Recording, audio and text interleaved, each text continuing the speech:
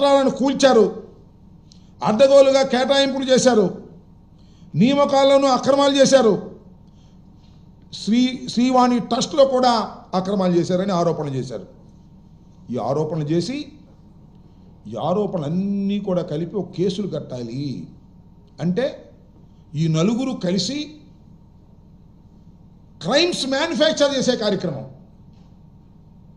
మొత్తం అందరి మీద, ఎవరి మీద? ధర్మారెడ్డి మీద, సుబ్బారెడ్డి గారి మీద, వీళ్ళందరి మీద క్రైమ్స్ని మ్యానుఫ్యాక్చర్ చేసి ఆ క్రైమ్స్ని పెట్టి ఆ క్రైమ్స్ ద్వారా వీళ్ళని అరెస్ట్ చేయాలని.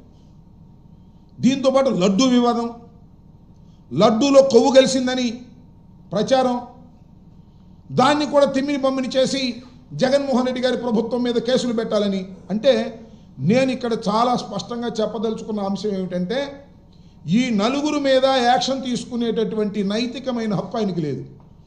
ఎందుకంటే ఈ నలుగురిని పంపించింది వీరందరి మీద వైఎస్ఆర్ కాంగ్రెస్ పార్టీకి సంబంధించినటువంటి నాయకులు ఎవరైతే అక్కడ పనిచేశారో వారందరి మీద కేసులు మ్యానుఫ్యాక్చర్ చేసి పెట్టే బాధ్యతనిచ్చి పంపిన తర్వాత వాళ్ళు తప్పు చేస్తే ఎలా శిక్షిస్తారండి? తప్పు చేశారని తెలిసినా కూడా శిక్షిస్తే అవి బయటకు వస్తాయి కదా. అందుకని ఎస్పీని సింపుల్గా పోస్ట్ చేశారు, అక్కడ నుంచి అలా తప్పించారు. తిరుపతి కన్నా ఇంకా మంచి పోస్టింగ్ ఇస్తారు, చూసుకోండి, నేను రాసుకోండి చెప్తా. తిరుపతి కన్నా మంచి పోస్టింగ్ ఇస్తారు, ఎందుకంటే ఆయన సేవ చేశాడు కదా అక్కడ, ఎవరికి? ప్రజలకు కాదు. మా చెవిరెడ్డి భాస్కర్ రెడ్డి మీద ఫాల్స్ కేసు పెట్టారు కదా, ఫోక్సో కేసు. సరే, అఫ్ కోర్స్ తర్వాత కంప్లైంట్ వచ్చి అన్యాయం అక్రమం అన్నాడు, అది వేరే విషయం. ఆ ఎస్పీ ఎంత దారుణంగా వ్యవహరించాడని చెప్పడానికి ఇది చిన్న ఉదాహరణ. ఈ విధంగా క్రైమ్స్ మ్యానుఫ్యాక్చర్ చేసి వైఎస్ఆర్ కాంగ్రెస్ పార్టీ నాయకుల మీద పెట్టాలనేటువంటి కుట్రలో భాగంగా ఈ నలుగురు అక్కడ చేశారు కాబట్టి వారి మీద యాక్షన్ తీసుకోవట్లేదు. అరే ఎంత విచిత్రమని నాకు అర్థం కాలేదు. సాక్షాత్తు సీఎం గారి ముందే ఈవో చైర్మన్ నువ్వెంత నువ్వు చేసావని మాట్లాడుకున్నారు లేదా? పత్రికల్లో వచ్చిందా లేదా? మరి వాళ్ళ మీద అంత పోటాడుకుంటే వారి మీద నువ్వేం యాక్షన్ తీసుకోలేదు, మందలించావని పేగ పట్టుకుంటారు. ఇది జరుగుతున్నటువంటి అంశం. ఇది ఒక అంశం అయితే, రెండో అంశం, ఉప ముఖ్యమంత్రి గారు వెళ్ళాడు, అందరినీ పరామర్శించాడు, ఆయన ఇన్వెస్టిగేషన్ ఆయన చేశాడు. చేసి మీడియాలో ఏం చెప్పాడండి? అంతా విన్నారు కదా. దీనికి బాధ్యత వహించవలసింది చైర్మన్ గారు, ఈఓ గారు, జేఈఓ గారు, ఈ ముగ్గురు వహించాలన్నారు. ఎవరైతే ట్రాన్స్ఫర్ కూడా కనీసం లేకోకుండా, చర్య కూడా ఏమీ తీసుకోకుండా వదిలేశారే నారా చంద్రబాబు నాయుడు గారు, ఈ ముగ్గురే దీనికి బాధ్యులు అని చాలా స్పష్టంగా ఆయన చెప్పాడు. రెండు వేరు సార్లు వెళ్ళినా ఆయన అభిప్రాయాన్ని ఆయన చెప్పాడు, ఈయన అభిప్రాయాన్ని ఈయన చెప్పాడు. వీళ్ళ మీద మాత్రం ఏమీ యాక్షన్ తీసుకోలేదు. ఏమిటి అన్యాయం అంటున్నా? ఇలాంటి తప్పిదాలు చేయొచ్చునా అంటున్నా. అసలు నేను మనవి చేస్తున్నాను, నా అభిప్రాయం ప్రకారం, నా ఆరోపణ, చంద్రబాబు నాయుడు గారు హుటాహుటీన వెళ్ళింది మృతుల కుటుంబాలని పరామర్శించడానికి కాదు, క్షతగాత్రులు లేదా అక్కడ ఆరోగ్యం దెబ్బతిన్న వారిని ఆసుపత్రుల్లో పరామర్శించడానికి కాదు, ఈ నలుగురిని రక్షించడానికి, ఈ నలుగురిని కాపాడుకోవడానికి, ఈ నలుగురిని రక్షించి వీరి మీద ఏగ కూడా వాలకోకుండా ఉండేందుకు కావాల్సిన చర్యలు తీసుకోవడానికి హుటాహుటిని వెళ్ళారు. ఎందుకు రక్షించాలి అంటే this the team, Chandrababu Naidu గారితో కలిసి పనిచేస్తున్నటువంటి క్రైమ్ మ్యానుఫ్యాక్చరింగ్ టీం. అందువల్ల ఆ టీమును కాపాడటం కోసం హుటాహుటిన బయలుదేరి చంద్రబాబు నాయుడు గారు వెళ్ళిపోయారు. పవన్ కళ్యాణ్ గారు వచ్చి డిఫరెంట్గా ఆయన చెప్పాడు, దానికి మాత్రం సమాధానం లేదే, దాని గురించి మాట్లాడలేదే. అంటే తూతూ మంత్రం చేసేటటువంటి కార్యక్రమం ఏంటని నాకు తెలియగలుగుతాను. ఆ గోశాల ఇన్ఛార్జా ఆయన్ని నువ్వు సస్పెండ్ చేస్తావా? ఆఫ్టర్ ఆల్ డిఎస్పీని సస్పెండ్ చేస్తావా? కడ వాళ్ళు ఊరిని అట్ట మందలించి బదిలీ చేస్తావా? How drama it is.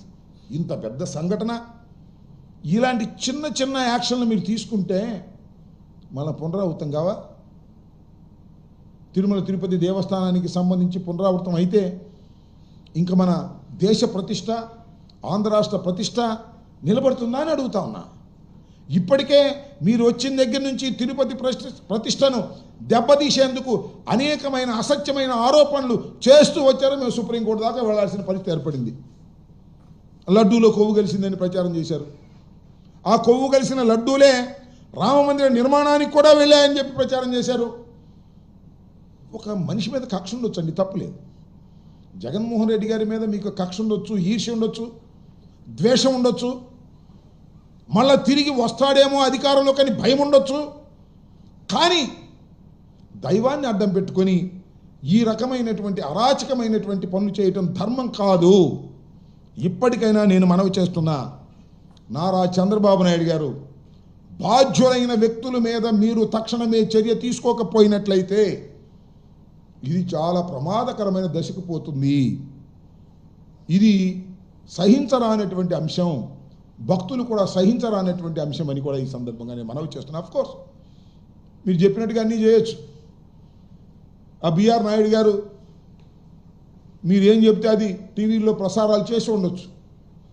ఆయన మీరు అధికారంలోకి రావడం కోసం ఆయన కూడా ఏదో ఉడతాబత్తిగా సహాయం చేశాడని ఉండొచ్చు.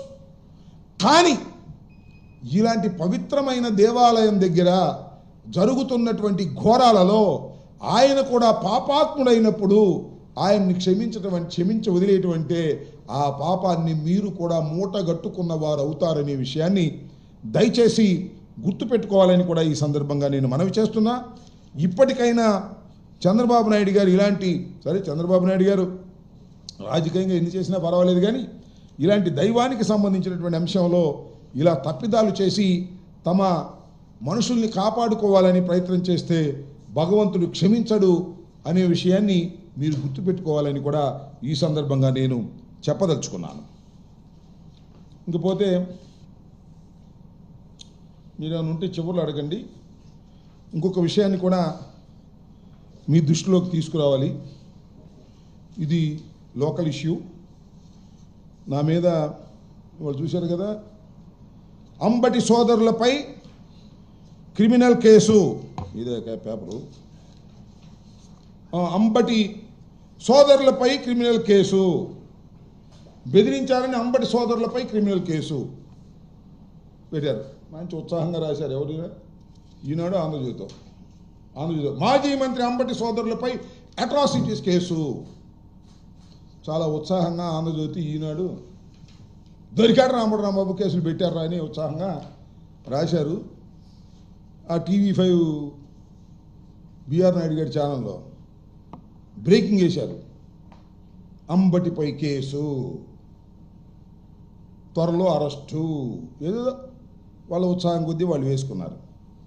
నేను ఈ సందర్భంగా ఒక బాధ్యత కలిగినటువంటి నాయకుడిగా దీని మీద కూడా నేను స్పందించాలి. మాజీ మంత్రి అంబటి సోదరులపై కేసు, అట్రాసిటీస్ కేసు అని ఎవరో పిల్లి బాబురావు అంట నాకు